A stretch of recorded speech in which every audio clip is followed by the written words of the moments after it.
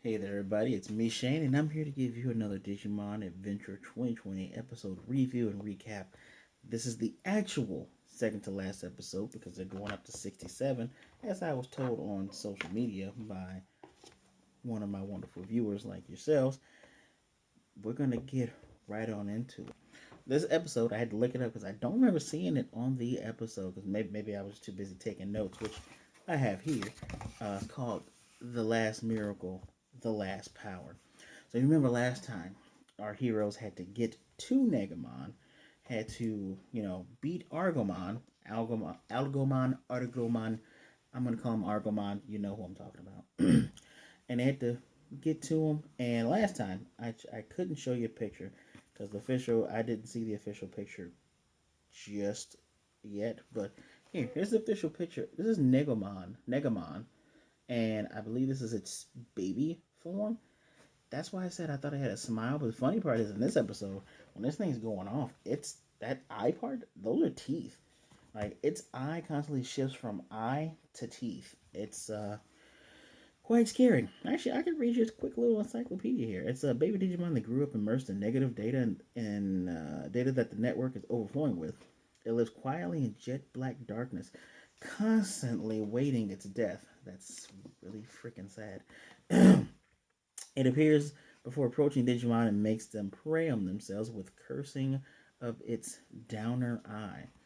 It said that Digimon that have preyed on themselves gradually lose their emotions and fall into darkness, corrode from the inside out, becoming seedbed for Negamon to regenerate.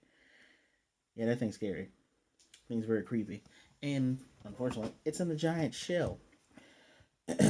So, if I can go all the way back to the top of my notes, this plays out pretty well. It's actually a very nice episode for me to review because we get the quick flashes, and then Hikari senses that another has appeared, but she's getting flashes of the real world. We've already seen that the white void of nothingness has opened up all around digital world and in parts of Japan. Excuse me, no, it's opening up all around the world. As a matter of fact, it's opening up in New York, Paris, obviously Japan. But strangely enough, I don't think adults see it, but children most definitely see flashes of the fight. Just like the flashes with Nidhoggmon many episodes ago. They can see all the Mega Digimon. Most notably, you see War Greymon's butt and Metal Garurumon and some of Hercules Kabuterimon, but you see them fighting, flashing in and out. And a lot of the devices are going in and out, but the children can definitely see this, and we can see these black. Now, everyone can see the black tendrils, but the children can see the battle. And Negamon has evolved, and I told you the eye shifts into the mouth, and apparently this is what it turns into. It turns into this thing. I'm just gonna big picture and roll with it. This is actually called. I thought this was just called Negamon. I thought it was like our buddy Argomon. No, this thing has a name. It's called Kuzurumon. This is straight up out of Eldritch Horrors. I'm all here for it. No clue what level this thing is, but it can take on mega level Digimon. So let that be a lesson to you, or an indicator of his power. Funny enough, that baby form I showed you before, just a couple of seconds ago. It reminds me of the Eaters from the Digimon Cyber Sleuth games. If you have a PlayStation 4, please buy Cyber Sleuth 1 and Cyber Sleuth Hacker's Memory. If you have a Switch, they have both games bundled together with all of its DLC. Those are some fantastic games, especially story wise. They play differently from the Digimon World series. It's not all that hard for the evolution, thank goodness. I prefer these games. It's very much a good RPG. Pick those up. Anyway, everyone's Digivices are glowing because even Joe is actually twice in this episode starts us off saying, you know what, we're the only ones who can do this. We're gonna get through it. So they take their Digivices and they're going. This is my Digital X. I happen to get off Amazon. I'm so happy to have this, and they're all glowing. So they're going straight into it. And as they're all making a beeline towards Negamon, like I said, the teeth, even on that giant form I showed you, the teeth shift into an eye. It can see all the crests, and it goes back into teeth. So it feels threatened. So it's sending out tentacles, like just tentacles and tendrils everywhere. and I believe it was also Joe. It was Joe and Vikemon. They were like, "Oh, it's attacking us, so it feels threatened." And then someone else made the point. I think it might be Mimi and Brosmon. If it feels threatened, that means that we have a chance of beating it, which makes a lot of sense, right? If you're the big bad, why would you? It's the same thing that I want to say Devimon had did a long time ago. Devimon didn't strike until okay, these guys are pretty strong. Now they're strong and they're weak at the same time. I'm just gonna separate them and not have to deal with this. And the Angel Digimon lead the way. Like their giant anime level attacks. I know it's funny saying anime level. Digimon in the past, at least the original Digimon and Digimon Adventure '02, Season 1, Season 2, I didn't get this type of scope of the battles. This is one of the great things about this being a modern era because the animation not only is on point, the battle sequences is really good. We're getting everyone using their attacks. We start off with Rose Rapier and Arctic Blizzard, which is strong enough that it's making everyone else cold, but everyone's like, yeah, it's okay. No, we cannot hold back. Now, I don't know what Hercules Kabuterimon's regular attack is, but he's glowing purple with Koshiro on top, typing away, and he's cutting tendrils while moving quickly. Amazing. And he's basically analyzing saying that um, Negamon is not just messing up electronic things, he is physically in the real world. He is going to get rid of everything. So we have urgency layered on top of urgency. Phoenixmon does the Starlight Explosion. Such a great name for an attack. It actually looked really cool in this, and I'm not the biggest fan of. I said Phoenixmon English name, but Hoomon. I'm not the biggest fan of it, but pretty cool. And the song that's being played is Extreme Force. They come in with the hits. So the negative energy is all around them, and they're all trying to calm themselves and calm their minds just to move forward. Especially the I call them the Omni Crew. Taichi and Yamato. Their Digimon. It's such a cool moment. This thing needs to go to sleep. Sorry. It's such a cool moment because we have Metal Garurumon. It does its Cocutus breath, the ice beam, and it also does its multi missile attack. And you have War Greymon using his shield to like lead them in there. Like a lot of people's issues with being like, oh, Taichi, it's all about Taichi. No, it's about everybody. Taichi just happens to be, he's the Red Ranger. He's the leader. He's the one that the show is gonna be, mostly focus on if they have to focus on one person. But there, he knows how to play that what's what I'm looking for, that blocker role. So they can feel the enemy's presence basically all around them. It's moving from mouth to eye to mouth again, firing lasers, and we get the children. Multiple characters are flashing back, are having flashbacks of several things that were said. Taichi is thinking about what Argomon said about it's gonna get rid of everything. There's not gonna be life. There's not gonna be death. There's gonna be nothing, right? The angels in the Omni Crew, they look like they're about to get. I thought they got eaten, and it might have just been just War Greymon and Taichi, because it's Koshiro's like there's his main body, and his main body compared to the shell is just massive. It just breaks right on out, and you see energy breaking from its mouth. Not only we have the Angel Digimon attacking it, we have the Great Freezer attack from Metal Garurumon, and War Greymon is doing another Spirit Bomb. No, no, I'm sorry. Super Spirit Bomb level Gaia Force in this thing's mouth. Now, when it looks like they've killed it and they've destroyed it, Hikari can tell that it's not dead and says that's actually just its shell.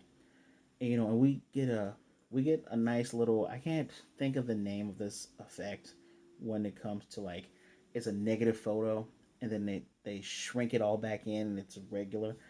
That happens and we get the heartbeat going. Taichi looks inside and it sees a figure. He sees a figure, and then all of a sudden it's just eyes and teeth, and the eyes and teeth reach everywhere.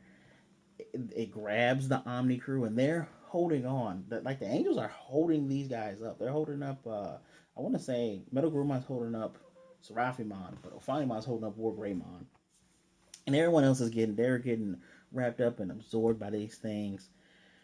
And Like I mentioned earlier, it shows New York. There's various news things going around the world talking about stay away from these tentacles, stay away from these tendrils. But it's becoming very apparent that the children can see what's going on and other. They can see the battle, and they can see it through their even though their phones and tablets are not working properly, they can see it very well. And the angels and the angel crew, Omni crew, they're they're still around, and Ophanemon's like, okay, so this thing is evolving with us, and this is basically the bottomless pit that we're dealing with. And I showed you. It's actually, I will go back. I didn't show you it's this is the form that it takes. This thing. Now we're still calling this bad boy Negamon, right? Still calling him that, but its actual name is Abadomon, probably based off of Abaddon. I don't remember where Abaddon comes from. I know it's the name of a demon. I don't know if it's the name of one of the beings on the Kabbalah, but the encyclopedia says it's a mysterious Digimon that evolved enormously by absorbing the negative data that the network is overflowing with beyond its limits. Its raison d'etre, French word, is to return everything to nothingness. That means its absolute main function is to return everything to nothingness.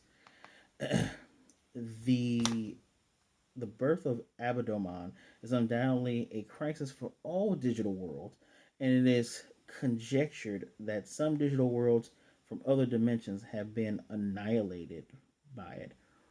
Wow, this is actually, and I'm gonna pull up a if you pardon me. Oh, did it mess up here? I was trying to pull up a photo of some of the anime stills because the anime stills for this guy look like the next Digimon series that's coming out in October directly after this is called the Ghost Game. The art kind of looks like that. Pretty good art, first of all. Amazing art, especially in this show too. In this episode too is really good. But that's pretty interesting that once again we are making note that I love the fact that multiple things have multiverses, and so a lot of people don't realize it.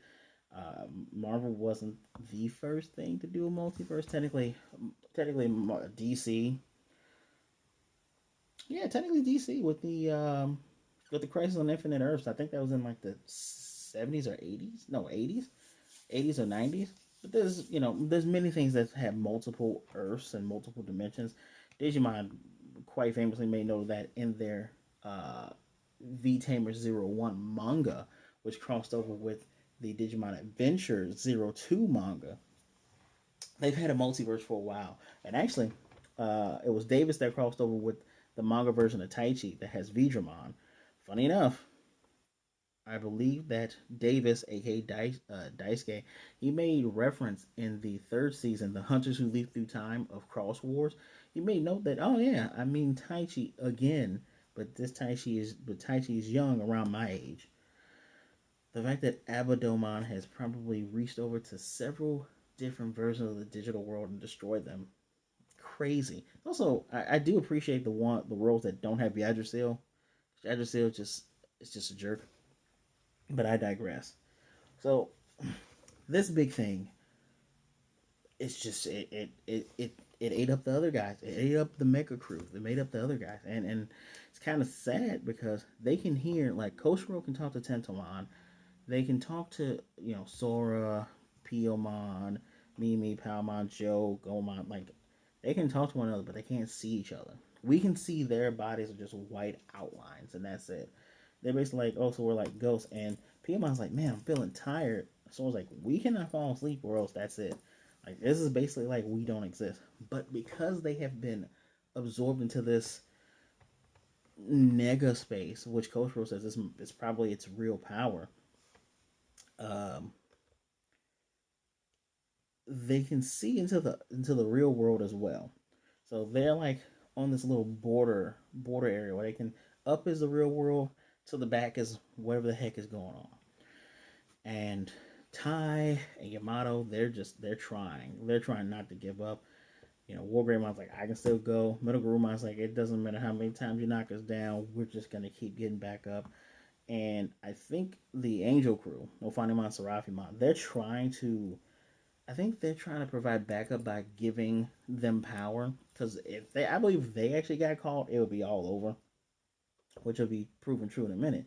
So the others on in this negative space can hear them fight, and actually they can actually see them. We get a nice combo of the cutest breath and the massive Gaia Force, where it's the beam pushing the ball. But Abadomon, again, it does that negative space thing. The attack just didn't exist. Just whoop, whoop, gone. Not canceled, not negated, just gone. And Joe was saying they have to do something, and I love that in these final episodes, no one is sitting here like, oh no, there's nothing we can do. Can we do anything? They're like, nah, and they're thinking back to Lotmon saying, all these the chosen children are the ones who can create a miracle. And so the Angel Crew, Angel Crew is called out while Greymon, War Greymon, Metal Garurumon, saying we're just going to keep getting up as much as they need to. There's a light that is coming from the real world, and we see a golden feather. Pardon me. We see a golden feather fall down, and that golden feather becomes a light, and it reaches Koshiro. All of a sudden, everyone has they're colored again, and they say we recognize this type of light. Same light came when Taichi and War Greymon were fighting Moon Millenniumon. It's the light of hope. And so the children all around the world, and Coach Report, his laptop is going off. His laptop pineapple thing is going off. And he's getting dozens of emails. It's like, they all can see us fighting. They're giving us all their hope. They're saying that we can do this. And Sora can hear the voice of a lot of them with energy. So this is such a cool reference to our war game. And I like Negamon and Abadomon being kind of the replacement for that. Even sort of the replacement for Argomon. Now, see, the first 3 episodes was definitely a reference to our war game. This is another reference to it because it's pretty fantastic. And I'm wondering to myself, I wrote in my notes here, I wonder if those kids are getting Digimon. But I digress. So, Kojiro says all this is actually happening because since Abadomon slash Negamon breached into the real world, the children can see it and they can give us their hopes. So if he was just only affecting the digital world, they might be in trouble, but it's a double-edged sword for him. I already said they thought back to Lotmon. Now we get great rapid evolution scenes from them from their rookie all the way up to megas, and I love it because they're all in their own colors. It looks way better than everything that's happened to them before. Yeah, they were in their own colors before, but this animation's touched up. It's like, yeah, we got to kind of go all out because it's the end. Now I did make a note that was funny because Coach says let's send it over to Taichi's side. And I remember in Japanese, you pick one person as like this person's group or this person's everyone. So they're trying to send it to everybody. Now, crazy part is when Negamon tries to grab Serafimon, Dun Devimon slashes it and defends Serafimon. And it's like, yeah, so this is the light. The light of hope is coming through, just like you said. Just like you said, old friend. And it's making, the thing that's going to get rid of dark, despair and hope. Hope is coming in, and even shadows like us, we're going to go ahead and go along with you. And when you say shadows like us, we see Skull Knightmon's silhouette behind Ophanimon. I thoroughly enjoy that their dark sides are within them, working with them. Fantastic. It's kind of a shame that Digimon Frontier Season 4, kind of a shame that it's one of the few, if not the only one, that's like, hey, you can have this virus type dark Digimon or this dark side, and it's just a part of you. It's not necessarily evil. Kind of like Kingdom Hearts ish, but I appreciate that. I'm hoping in the next time they come with the Adventures crew, we do more of the attributes, and we have a person that's like, yeah, here's a little devil Digimon that goes up to these devil forms, but Just because they're darkness doesn't mean they're necessarily evil. Anyway, we hear the light. The light of hope is overwhelming the nothingness. The light is glowing bright between all of them, and let's see, a black feather. The black feather falls down and dissipates. The angels take charge, and they get in front of Abadomon, Negamon as we're still calling him. We see the symbol for light. We see the symbol for hope, and the chosen children on the other side in the nega space. They're sending all of those wishes and hopes that help them evolve into mega form straight into both symbols, and those symbols are actually perfectly placed between Yamato and Taichi. Their digivices are now glowing both blue and orange. I think we all know who's coming to town. And Break the Chain, full Break the Chain, with the build up in the beginning. Such a great song, please look it up. Building up, and we get a new version of Break the Chain. It's actually the orchestrated version. And Ofanimon, I love the fact that Ofanimon is our expositioner, our narrator, because she's like, this is the holy warrior, Omegamon. And Omegamon gets an evolution sequence, finally. Yes, in our war games, he appeared and it's kind of like, here's the body, poof, here's the arms, poof, here's the cape. It's like, nah, here's the symbols that make the arms. The body starts to fill out, the horns fill out, the cape comes out. Now it's time to go to work. And they can feel both Taichi and Yamato can feel the hopes of everybody. And I wrote in my notes, it's Gogeta time, because this is very much good. If you pay attention to Dragon Ball Heroes this weekend too, you know what I mean. But this is very much go time. So they're strong enough that they do like a Ki attack where you get those 4-point star lens flares to make a hole inside of Negamon's shell, the Dabomon shell. Go inside of it, and they're like, "Yeah, we're gonna end this," and that's where episode ends. Yeah, the final, this is the final battle, and the conclusion is gonna be next week. Again, I said last week it's bittersweet. It's still bittersweet, but man, this episode. Of course, Omegamon is for the encyclopedia. He's a fusion of both War Greymon and Middle Garurumon, and with the wills of everyone in the world, and he can save the world. Apparently, the cape can block attacks and allows for flight, which makes a lot of sense. Metal Greymon has those wings that help him fly, and it looks like not just War Greymon has the wing shield make him fly. I think it's using the power of the earth because of Gaia Force to fly. In the little blurb, apparently Tentomon had a smug look. Don't know how this guy has a look when he has a bug face, but he says apparently he's much like a cape because he can fly and whatever. Next week is Koromon, and we get like I mentioned earlier, we get a nice little blurb about the adventure's coming to an end, but the adventure continues in a new world, and we get to see a little egg hatching. If we're doing dimension hopping with our reboots, I am all for it. This episode, without a doubt, without a single doubt, gets a 5 out of 5 from me. Now I'm going to explain to you why. Because I got 5 things down here, but I got 6. First of all, music is always on point, and the fact that we get it's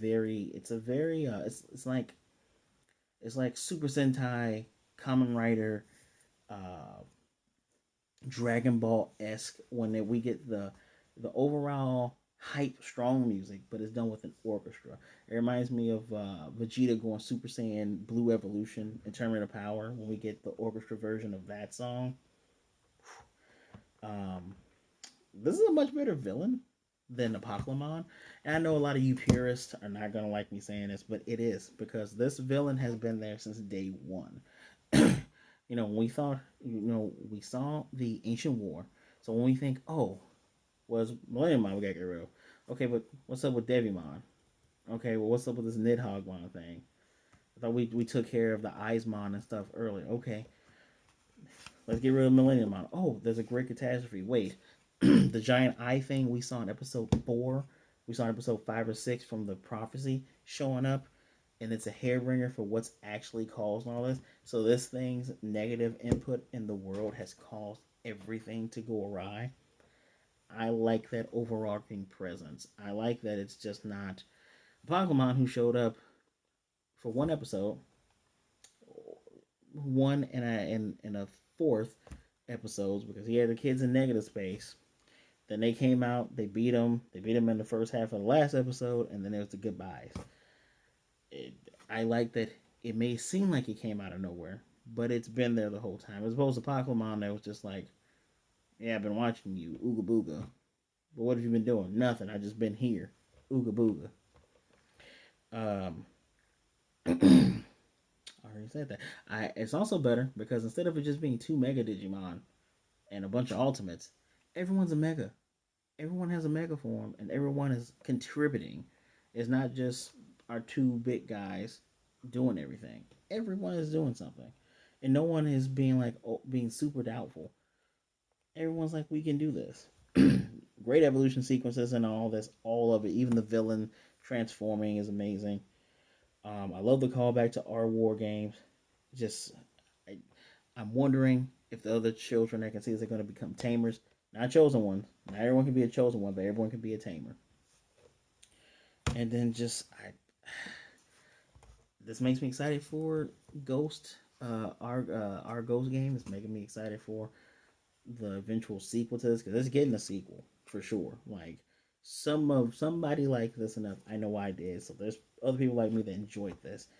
And the 5 out of 5 comes from it's a culmination of everything. We have seen Omegamon, Omnimon twice. The first one was a good shock factor.